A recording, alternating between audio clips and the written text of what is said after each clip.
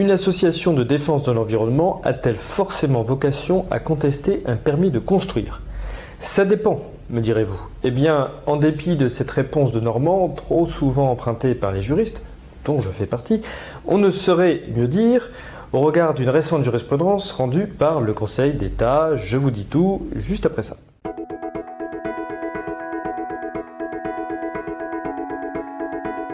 Par un arrêt rendu le 12 avril 2022, le Conseil d'État a mis un coup d'arrêt à l'intérêt à agir des associations de défense de l'environnement.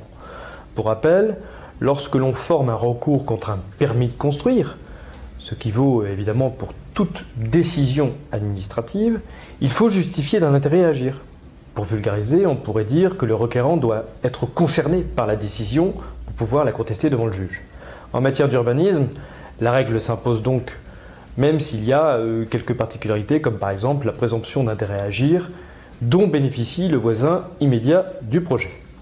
En l'espèce, le Conseil d'État devait déterminer si une association dont l'objet est, je cite, « d'assurer la protection de la nature et de l'environnement de l'île de Noirmoutier, de sauvegarder sa flore, sa faune, ses réserves naturelles en tenant compte du milieu dont elles dépendent, de veiller au bon équilibre des intérêts humains, socio-culturels, scientifiques, économiques, sanitaires et touristiques », fermez la citation, avait intérêt à agir contre un PC délivré sur l'île de Noirmoutier.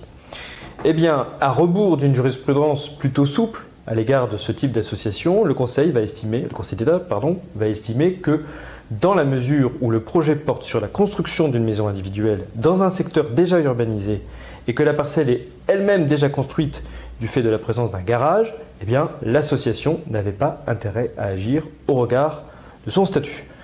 Autrement dit, l'intérêt à agir des associations de défense de l'environnement sera désormais fonction de l'emplacement et de l'importance du projet.